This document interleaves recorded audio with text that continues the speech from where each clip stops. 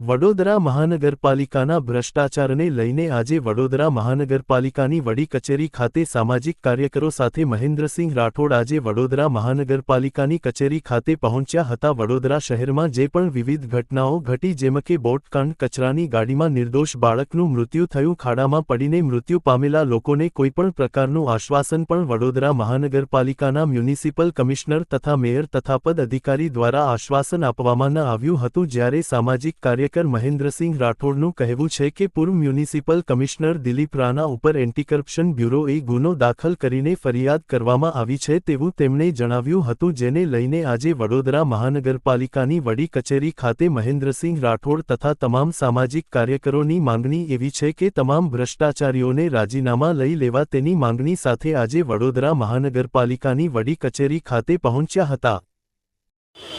બસ હવે વડોદરા સિટી આ લોકોથી ત્રાહિમામ થઈ ગયું છે, ભ્રષ્ટાચારીઓથી ત્રાહિમામ થઈ ગયું છે। એમને લાગતા વળગતા તમામ પુરાવા આપણી પાસે આવી ગયેલા છે, કારણ કે આપ મીડિયાએ જ નડિયાદથી લઈને તળિયા સુધી આ લોકોના ભ્રષ્ટાચાર ઓપન કર્યા છે। વડોદરાને દિવસે દિવસે જેમ આર્મી અને પોલીસ પોતાની ઈમાનદારીથી કર્તવ્ય નિભાવે છે, એવી રીતે આપ લોકશાહીના ચોથા આધારસ્તંભ તરીકે આપ પૂર્ણ ઈમાનદારીથી પોતાની ફરજ નિભાવી અને વડોદરાના જનતા સુધી આ લોકોના કૌભાંડો બહાર પાડ્યા છે। હાલ મારી પાસે ફોટોગ્રાફી છે, આપ જોઈ શકો છો। વડોદરાના પૂર્વ આપણા કમિશનર સાહેબ દિલીપભાઈ રાણા, જેમની પર એન્ટી કરપ્શન બ્યુરોએ ગુનો દાખલ કરી ફરિયાદ દાખલ કરી દીધી, તપાસ ચાલુ કરી દીધેલ છે। એટલે વડોદરાના ભ્રષ્ટાચારની અંદર આપણે એક પ્રમુખ ભૂમિકા ભજવીને ગયા છે।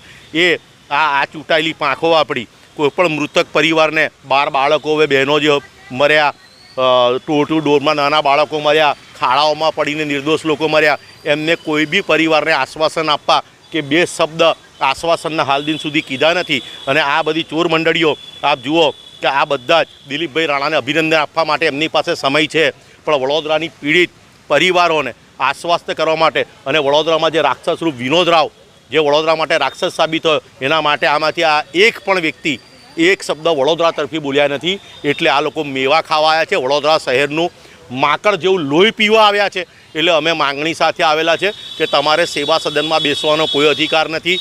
જેવી રીતે ઝૂલા કાંડ બાદ મોરબી નગરપાલિકા ડિસ્ક્વોલિફાઈડ કરવામાં આવી, બરતરફ કરવામાં આવી, એવી રીતે અમે નિવેદન કરવા આવ્યા છે કે તાત્કાલિક ધોરણે આ લોકોને ડિસ્ક્વોલિફાઈડ કરી ભલે 6 મહિના રાષ્ટ્રપતિ શાસન સમાન અમારા વડોદરા મ્યુનિસિપલ કમિશનર તરીકે ચાલશે, નહીં તો બી ચોથા વર્ગના કર્મચારી સેવા સદન ચલાવે છે। એટલે મહેરબાની કરીને અમારી તિજોરી પર ભારણ ઓછું આપો। જે 3000-4000 કરોડ જે બચ્યા એ વડોદરાના પ્રજાના ખૂન પસીનાની કમાણી છે, નથી આરામની કમાણી।